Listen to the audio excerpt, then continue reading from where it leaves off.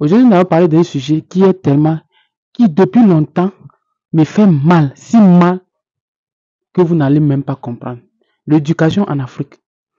En majorité en Afrique, près de 99% des pays africains, l'éducation, cette éducation, je l'appelais une éducation de quoi? L'éducation de récitation. C'est une récitation. En fait, ce n'est pas une éducation. Parce qu'on ne peut pas comprendre des pays.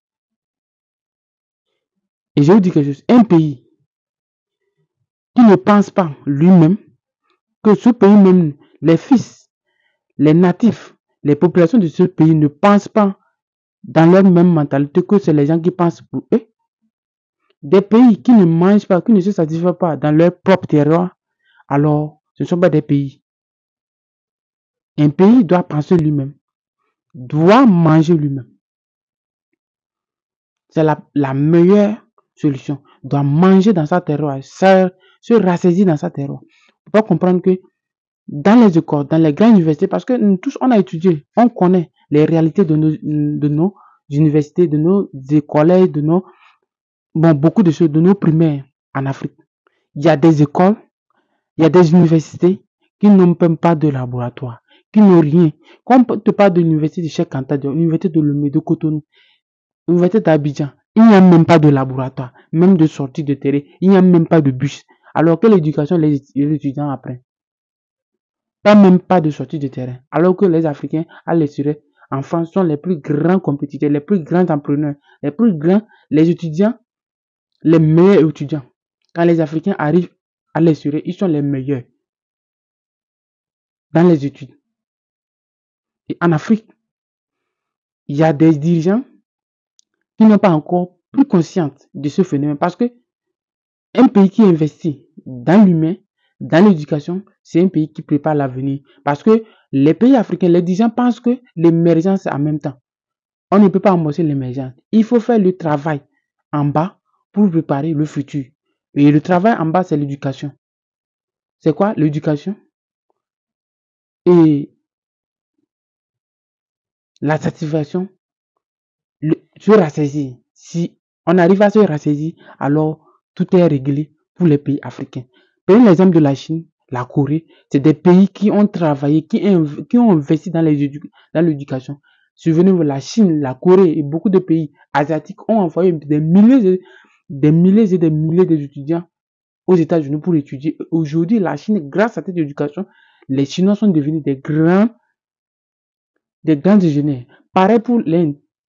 Que l'Inde, après avoir observé tout ça chez ses voisins asiatiques, s'est lancée dans cette même politique. Aujourd'hui, l'Inde est la plus grande centre pharmaceutique au monde, la plus grande centre d'ingénierie, les plus grands ingénieurs au monde, c'est les Indiens. Donc, ça veut dire que l'Afrique a beaucoup à faire. On est très loin de ces objectifs. C'est les deux objectifs, l'éducation et la nutrition, c'est-à-dire l'agriculture. Si on arrive à satisfaire ces deux domaines, alors on serait prêt à tout faire. Parce que les gens dans les villages qui seront prêts, qui auront de l'argent, qui vont se satisfaire dans le ventre, auront les moyens d'envoyer les enfants dans les écoles. Et dans les écoles que l'État pourra équiper.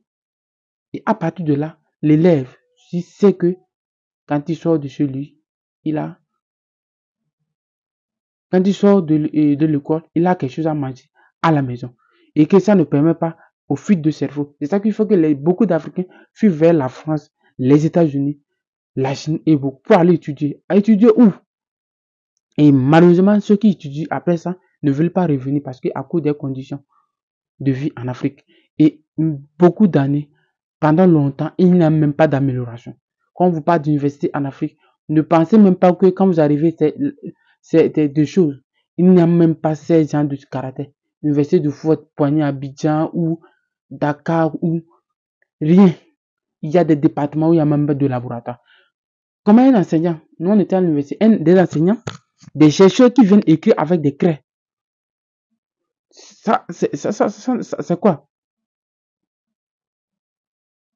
Et on avait un enseignant, un enseignant qui venait, un professeur qui venait de l'Allemagne, dans une université, je pense Francfort.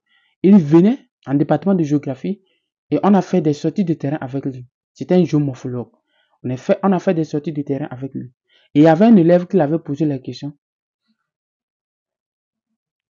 Il avait posé une question et l'enseignant l'avait répondu. Que c'est pas à l'État de préparer sa vie, c'est à lui de préparer sa vie.